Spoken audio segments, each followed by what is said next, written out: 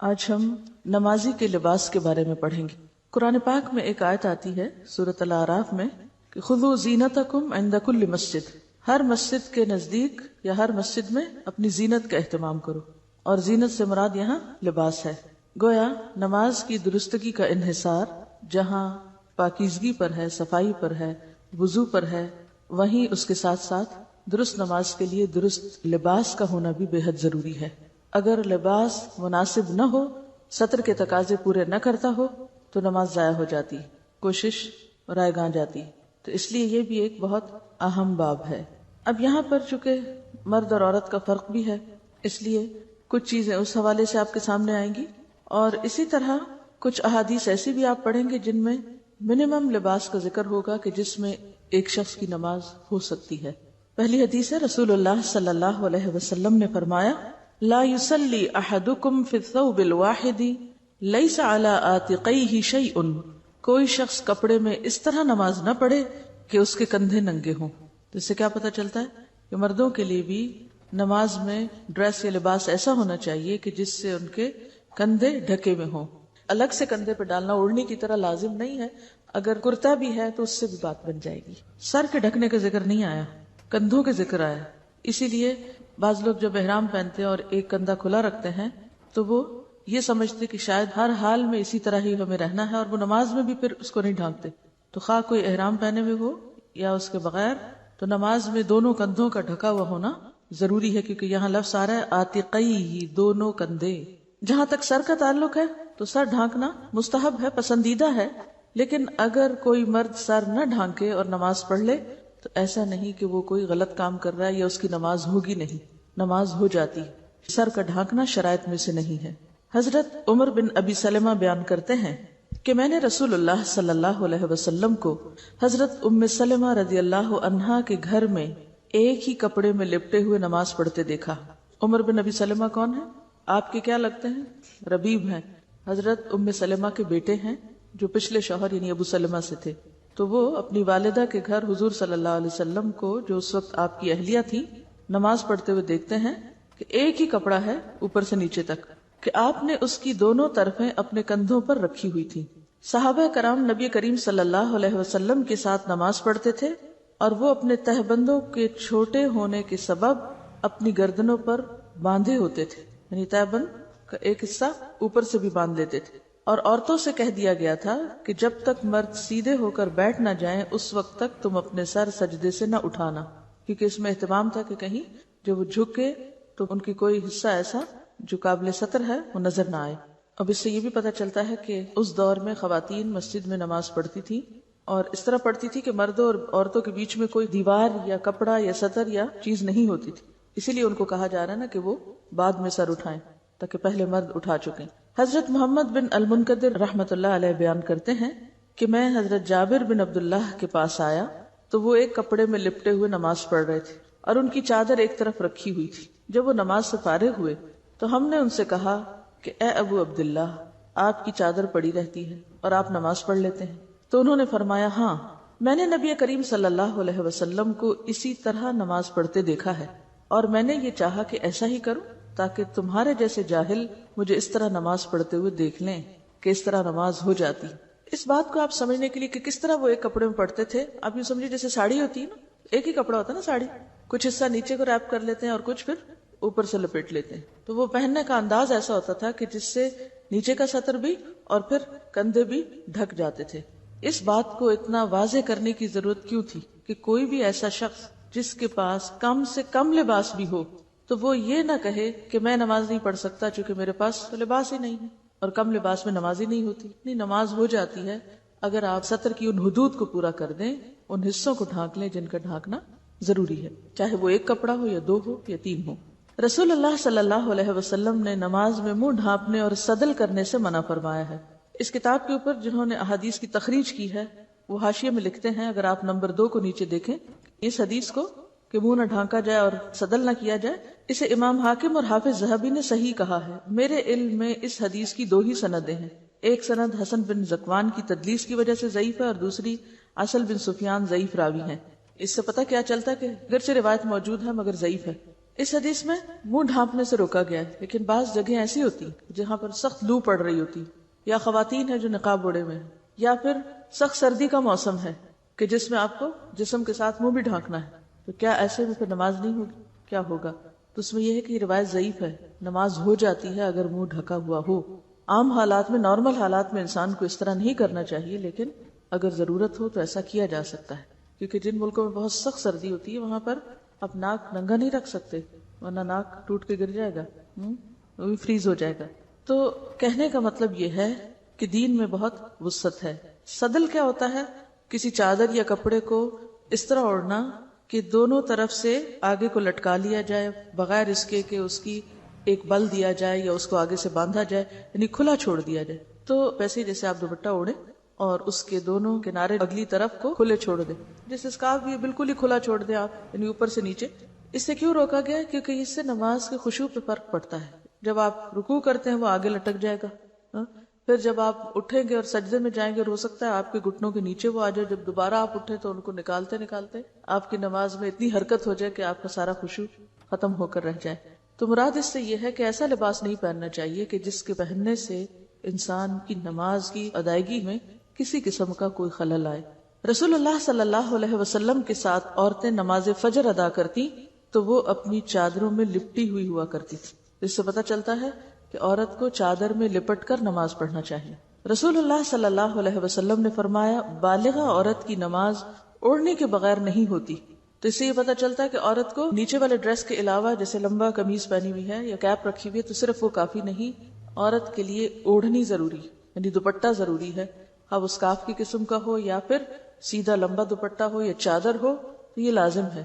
بعض لوگ یہ کہتے ہیں نا کہ اگر ہم نے کوٹ پہنا ہوا ہے اور اوپر سے کیپ پہن لیں اور ہمارا سر ڈھک جائے تو یہ کافی ہے، یا بعض لوگ اسکارف اس طرح اڑتے ہیں کہ وہ سارے کا سارا کوٹ کے اندر ڈال لیتے ہیں اور اوپر سے کوئی چیز لپٹی بھی نہیں آتی، تو یہ درست نہیں۔ یعنی عورت کی نماز کے لیے کیا ضروری ہے کہ دوپٹہ یا اسکارف یا چادر وٹ ایور اوپر سے اس طرح بکل اس کی ماری جائے اور اس میں نماز پڑھی جائے۔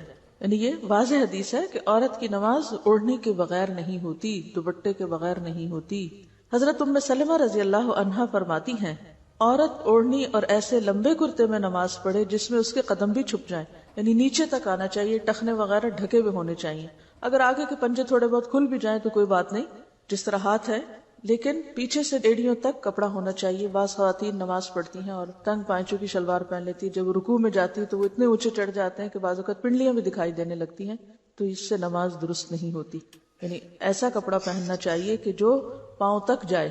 جب آپ نماز کے لیے کھڑے ہو نا تو اپنے آپ کو اتنا سنبھال کے اتنے کمپوزڈ ہو کہ آپ پھر اپنے لباس اور اپنی ذات کی طرف سے بے فکر ہو۔ جب ہم نے کپڑا صحیح سنبھالا نہیں ہوتا تو کیا ہوتا ہے؟ رکوع میں گئے چادر شریف نیچے، اٹھے اوپر کی، سجدے میں گئے پھر دھڑام سے نیچے، پھر لپیٹے، سارا وقت کھیل میں گزر جاتا ہے۔ موٹی موٹی ہم نے اون کی پشمینے کی چادریں اڑی بھی ہوتی ہیں، بھاری بھرکم، وہ ہر سجدے رکوع کے ساتھ نیچے، ہر حرکت کے ساتھ اوپر سے اتر جاتی ہیں۔ یا ایسے سلکی دوپٹے ہوتے ہیں کہ سارا وقت انہی کے لپیٹ میں گزر جاتا ہے۔ پھر اوڑھنی بھی ایسی نہ ہو، یعنی اتنا چھوٹا سا اسکارف کہ جو بمشکل آپ کی گردن اور کان ڈھانکے، اور بعض لوگوں کی تو گردن بھی نہیں ڈھانکتا اسکارف، یعنی اس طرح اسکارف اوڑا ہوا ہوتا ہے کہ پورا سینہ کھلا ہوتا ہے۔ حالانکہ قرآن پاک میں واضح طور پر کیا ہے؟ وَلْيَضْرِبْنَ بِخُمُرِهِنَّ عَلَى جُيُوبِهِنَّ، کہ وہ اپنے خمار یا اپنے جو دوپٹے ہیں وہ اپنے سینے پہ ڈالیں۔ تو نماز میں جو دوپٹہ آپ ڈالیں گے اس سے آپ کا سینہ ڈھکا ہوا ہونا چاہیے، اور اسی طرح گردن، کان، یہ تمام چیزیں، لیکن ماتھا نہیں ڈھکا ہوا ہونا چاہیے کیونکہ سجدے کی جگہ خالی ہونی چاہیے۔ اگر ایک ماں بچے کو لے کے نکلتی ہے تو اس کا اتنا بھاری بیگ لے کے نکلتی ہے، ساتھ اس میں دودھ بھی، اس میں نیپیاں بھی، اس میں یہ بھی ہے اور وہ بھی ہے۔ تو اگر ہم کہیں سفر کو نکل رہے ہیں یا کسی فنکشن میں جا رہے ہیں اور بڑی مجبوری ہے کہ ہم بہت ہی بھاری بھرکم لباس میں ڈریس اپ ہوں، جو کہ ہے مجبوری نے ہم نے خود ہی بنا لی اپنے لیے، کیونکہ سب کچھ ہم نے خود ہی تجویز کیا ہوا ہے، تو پھر کم از کم اگر ہمیں پتہ نماز کا وقت آنے والا ہے تو ایک دوپٹہ لپیٹ کے اپنے بیگ میں ڈال لیں، یا ایک ایسی چیز کہ جس سے آپ اپنی نماز تو سکون سے پڑھیں۔ ویسے تو اگر آپ پوری طرح ڈریس اپ ہیں، حجاب میں ہیں، تو پھر میرا خیال ہے کہ نماز کے وقت میں بھی مشکل نہیں ہوتی۔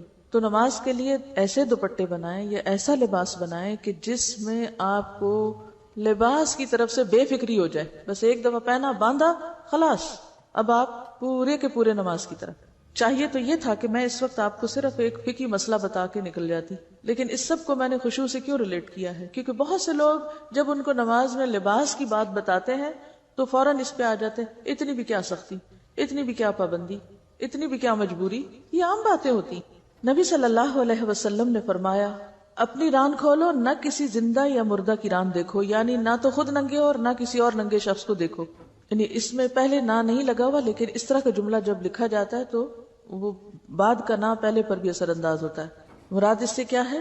یعنی نہ خود دوسروں کے سامنے ننگے ہو اور نہ ہی کسی اور ننگے کو، خواہ وہ زندہ ہو یا مردہ، اسے بھی نہ دیکھو. تو اس سے کیا پتا چلتا ہے کہ اگر آپ کسی مردہ کو بھی غسل دے رہے ہیں تو بالکل اس کو بے لباس کر کے غسل نہیں دیں گے، بلکہ اس کے اوپر ایک چادر ڈال کر اس کے نیچے سے اس کو واش کریں گے. رسول اللہ صلی اللہ علیہ وسلم کبھی نماز میں ننگے پاؤں کھڑے ہوتے اور کبھی آپ نے جوتا پہن رکھا ہوتا تھا. یعنی سفر میں ایسی جگہ پر کہ جہاں جوتا اتارنے کا موقع نہ ہوتا یا زمین گرم ہوتی تو آپ جوتا پہن کر بھی نماز پڑھ لیتے تھے. اب مسجد میں بھی بعض اوقات ایسا ہوتا تھا. کیوں؟ اس لیے کہ مسجد کا صحن کچا تھا، کنکریاں بچھی ہوئی تھی، اور پھر جب سخت گرمی ہوتی تھی تو فرش بہت تپ جاتا تھا. لیکن یہ یاد رہے کہ بلا وجہ تو جوتا لے کے مسجد میں نہیں جانا چاہیے، کیونکہ ہمارے جوتوں کی ساخت ایسی کہ اس میں نجاست پھنس بھی جاتی ہے بعض اوقات، تو بہت کیئرفل ہونا چاہیے. اگر کبھی ایسی ضرورت پیش آ بھی جائے سفر میں یا کسی ایسے مقام پر کہ جہاں آپ جوتا نہیں اتار سکتے، جوتا چوری ہونے کا ڈر ہے، تو اس میں پھر انسان یہ ضرور میک شور کرے کہ جوتا پوری طرح صاف ہے. کہنے کا مطلب یہ ہے کہ جوتے کا اتارنا نماز میں فرض نہیں، لازم نہیں. اگر وہ صاف ہے تو اس کے ساتھ بھی نماز ہو سکتی. جیسے بچے وغیرہ اگر کھیلنے کے لیے جاگرز یا رنرز پہنتے ہیں اور وہ صاف ہیں اور کہیں بھی کھیلتے کھیلتے نماز کا وقت آتا ہے تو وہ وہیں پر ان سمیت بھی نماز پڑھ سکتے ہیں اگر وہ صاف اور پاک ہے.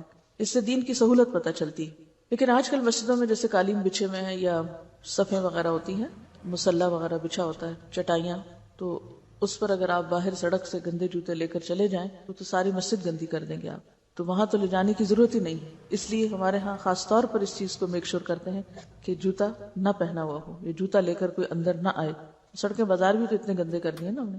لیکن اگر ایسی جگہ ہو کہ جہاں آپ کے لیے جوتا اتارنا ممکن ہی نہ ہو، مثلا آپ سفر میں یا موسم کی شدت ہے، سخت سردی ہے یا سخت گرمی ہے، تو آپ جوتے سمیت بھی نماز ادا کر سکتے ہیں.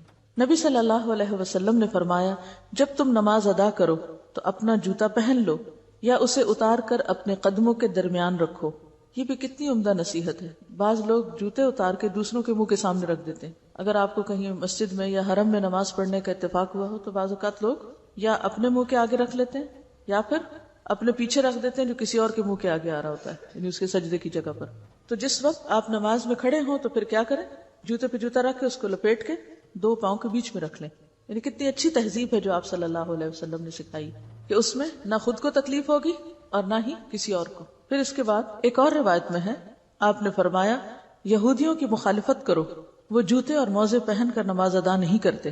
یعنی ان کے ہاں سختی ہے اس بات کی کہ نہ وہ موزے پہن کے نماز پڑھتے اور نہ ہی جوتے پہن کے. نبی صلی اللہ علیہ وسلم نے فرمایا جب تم مسجد میں آؤ تو جوتوں کو اچھی طرح غور سے دیکھ لو، اگر ان میں نجاست نظر آئے تو ان کو زمین پر اچھی طرح رگڑو، پھر ان میں نماز ادا کرو.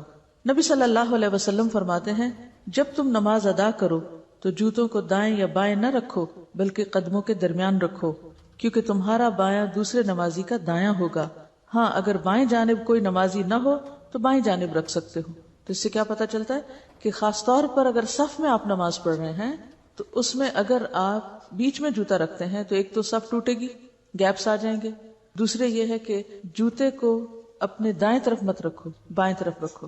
ہاں اگر صف کا اینڈ ہو رہا ہے اور بائیں جانب کوئی بھی نہیں تو پھر کیا کرو، وہاں رکھ سکتے ہو، سامنے یا پیچھے رکھنے کی بجائے.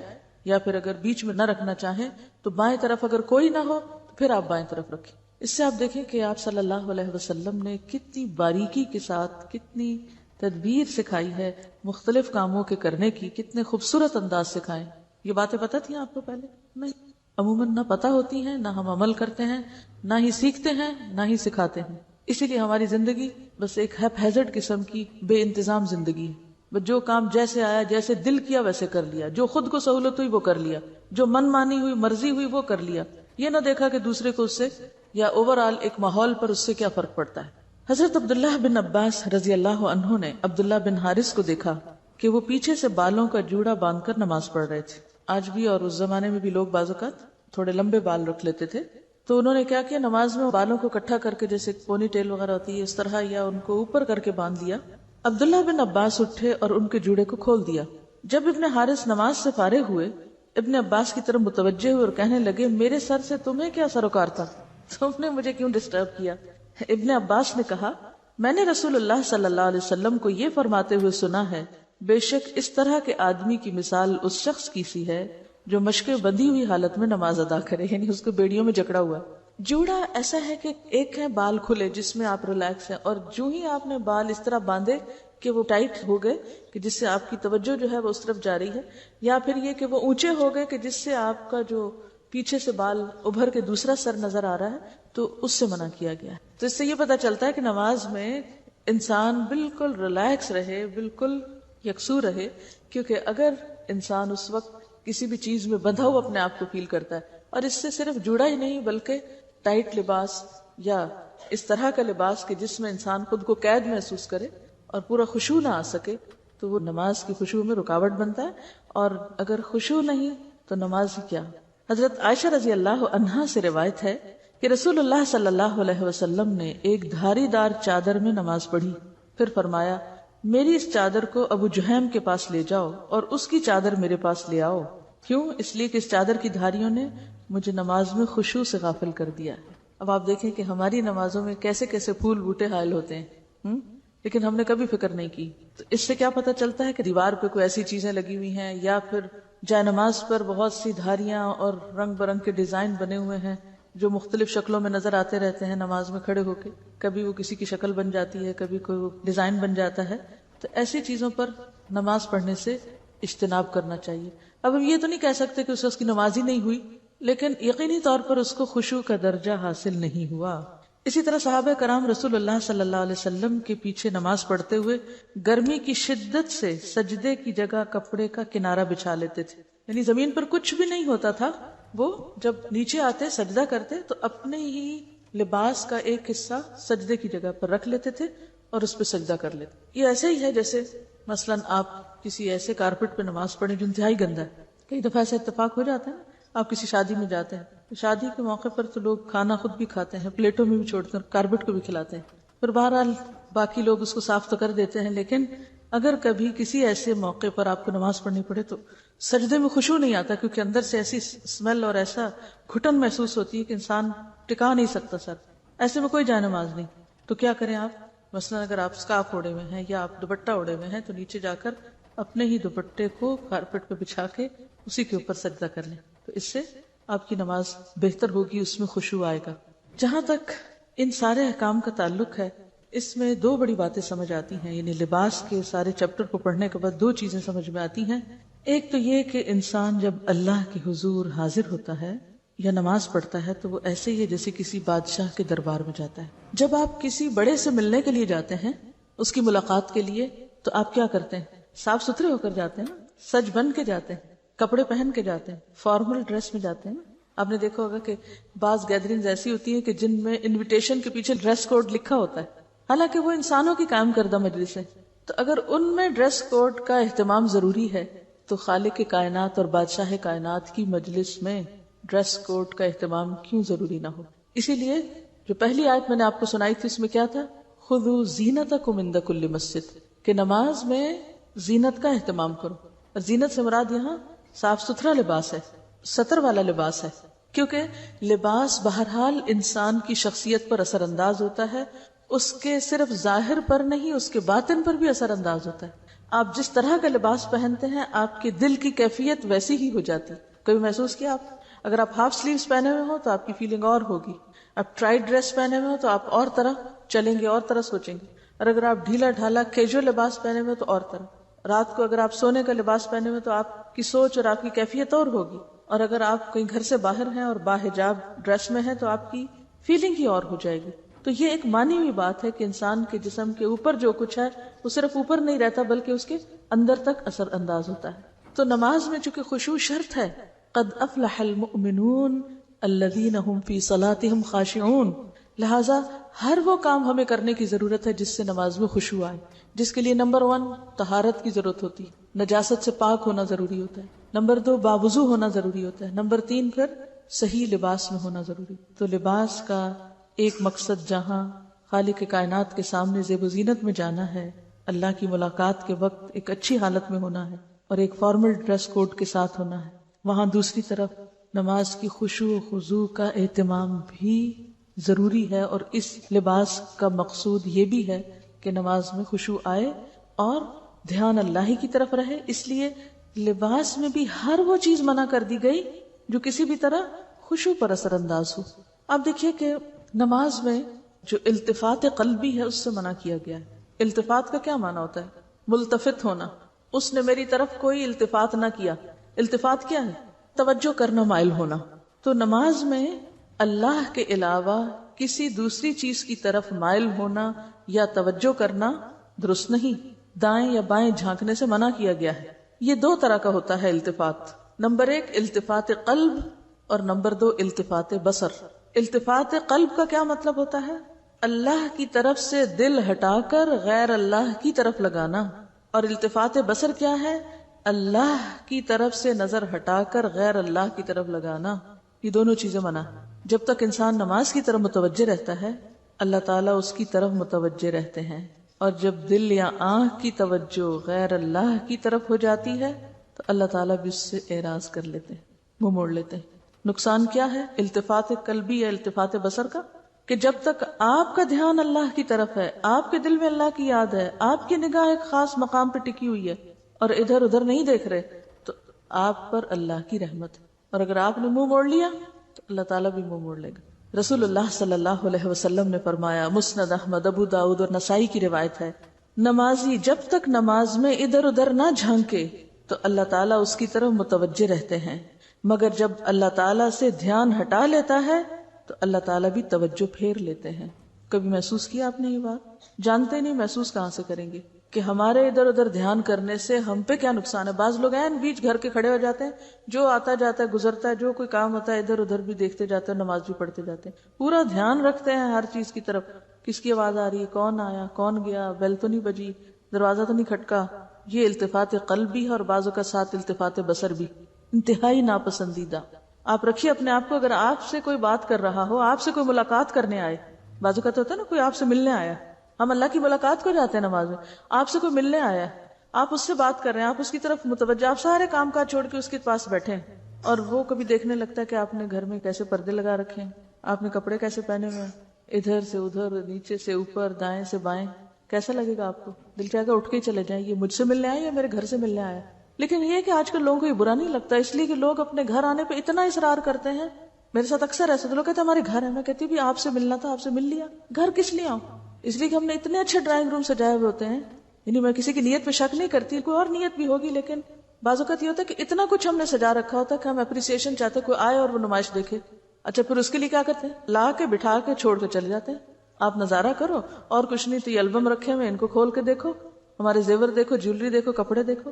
کیا زندگی ہو چکی، کن چیزوں میں الجھ گئے، کہاں اٹک گئے، کن چیزوں کو خدا بنا لیا، کن چیزوں کو پوج رہے ہیں. اصل چیز تو انسان ہے، اور انسان کی محبت اور انسان کی ملاقات تو کہیں بھی ہو سکتی. اس کے لیے ضروری نہیں ہوتا کہ کوئی آپ سے محبت کا اظہار جب ہی کرے گا جب وہ آپ کے گھر آئے گا. تو اسی طرح اللہ سے جو ملاقات ہے نماز کی شکل میں، اس میں باقی سب چیزیں پیچھے چلی جائیں. نماز میں کھڑے ہونے کی جگہ، پوزیشن، لباس، ہر چیز ایسی ہونی چاہیے کہ جس سے خشوع میں مدد ملے، کیونکہ اگر آپ نے اللہ کی طرف توجہ نہ کی تو وہ بھی آپ سے توجہ پھیر لے گا. رسول اللہ صلی اللہ علیہ وسلم سے جب نماز میں دائیں بائیں جھانکنے کے متعلق دریافت کیا گیا تو آپ نے فرمایا، شیطانی جھپٹ ہے. یہ کیا ہے؟ شیطانی جھپٹ ہے، جو کہ شیطان نمازی کی نماز سے جھپٹ مارتا ہے. ہم نماز پڑھ رہے تھے پوری توجہ سے، ادھر سے شیطان آ جاتا ہے اور ہمارا دھیان دل یا نگاہ سے ادھر ادھر کراتا ہے، تو وہ دراصل کیا کرتا ہے؟ جھپٹا مارتا ہے ہماری نماز میں سے، پوری نہ ہونے پائے، گویا وہ اپنا حصہ لیتا ہے اس میں سے. ایک حدیث میں آتا ہے، یقول اللہ تعالی الی خیر منی الی خیر منی، اللہ تعالیٰ فرماتے ہیں کیا مجھ سے بہتر کسی اور ہستی کی طرف جھانکتا ہے؟ کیا مجھ سے بھی اچھی کوئی چیز ہے؟ مجھ سے بہتر تجھے کچھ نظر آ گیا کہ ادھر دیکھتا ہے؟ آپ ذرا اس چیز کو محسوس کریں کہ جب ہم دھیان ہٹا کے کوئی اور ہی باتیں سوچنا شروع کر دیتے ہیں اور کوئی اور ہی چیزیں دیکھنے لگتے ہیں یا کہیں اور ہی کان لگا دیتے ہیں، اور توجہ نماز میں تو کم ہوتی ہے اور ادھر ادھر بہت زیادہ ہوتی ہے، تو اللہ تعالیٰ کیا فرماتے ہیں؟ الی خیر منی، کدھر دیکھتے ہو؟ مجھ سے اچھی کوئی چیز مل گئی تم کو؟ حسان بن عطیہ کا قول ہے، دو آدمی ایک ہی نماز میں کھڑے ہوتے ہیں لیکن ان دونوں کے درمیان زمین و آسمان کا فرق ہوتا ہے. ایک ہی نماز پڑھ رہے ہوتے ہیں دو لوگ، ایک ہی صف میں کھڑے ہوتے ہیں، لیکن دونوں کی نماز میں زمین اور آسمان کا فرق. کیسے؟ ایک کا خیال پورا اللہ کی طرف، اور دوسرا بھی بظاہر ایسے ہی نظر آ رہا ہے کہ وہ بھی نماز ہی پڑھ رہا ہے، لیکن اس کے دل کا دھیان اور سوچیں اور خیالات معلوم نہیں کہاں کہاں سرگرداں. لہذا ایک وہ اوپر جا ملاقات کرتا ہے اپنے رب سے، اور ایک وہیں بھٹکتا پھرتا ہے. نماز کی تو اصل حقیقت ہی یہی ہے کہ انسان اللہ سے ملاقات کرے، اللہ سے ملنے جائے، اور ایسی نماز انسان کے گناہوں کا کفارہ بنتی. اور ایسا ہی شخص جب نماز سے فارغ ہوتا ہے تو اس کے دل کا حال کیا ہوتا ہے؟ کیا حال ہوتا ہے؟ جب آپ اچھی سے نماز پڑھ کے اٹھیں، ایسے لگتا ہے ایک بوجھ ہٹ گیا، خوش ہو کر آپ نکلتے ہیں اس سے، اگلی نماز کا انتظار کرتے ہیں، کیونکہ آپ کو خوشی ملی نا، کیونکہ جس چیز کو آپ انجوائے کرتے ہیں اسے آپ بار بار کرنا چاہتے ہیں.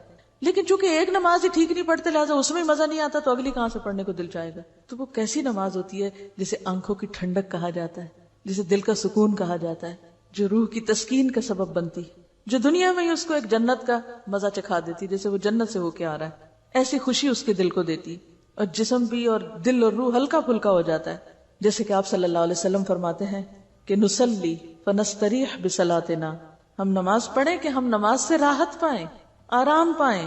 آپ کیا فرماتے تھے حضرت بلال کو؟ یا بلال اقم الصلاۃ ارحنا بہا، بلال نماز قائم کرو، یعنی اذان دو تاکہ ہم نماز پڑھیں اور ہمارا دل اس سے خوش ہو جائے، ہمیں راحت پہنچے. یہ دنیا کی مصیبتوں نے ہمیں گھیرے میں ڈالا ہوا ہے، ہم ان سب سے نکل کر اپنے رب سے ملنے جائیں، ارحنا بہا، راحت پائیں. ایک اور جگہ پر آپ نے فرمایا جعلت قرۃ عینی فی الصلاۃ، میری آنکھوں کی ٹھنڈک کس میں رکھ دی گئی؟ نماز میں.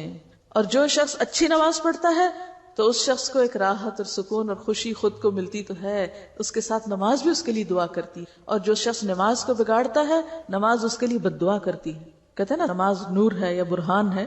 تو بات یہ ہے کہ نماز اٹھتی ہے نا، جب نیک عمل اٹھتا ہے، جب آپ نماز پڑھتے ہیں تو وہ اوپر اٹھا لیا جاتا ہے، اور وہ اس حال میں اٹھتی ہے کہ وہ نمازی کو دعائیں دے رہی ہوتی ہے. کیا دعا دیتی ہے؟ حفظک اللہ کما حفظتنی، اللہ تیری حفاظت کرے جیسا کہ تو نے میری حفاظت کی. اللہ تیری حفاظت کرے، نماز کی دعا لیتا ہے انسان جیسے تو نے میری حفاظت کی.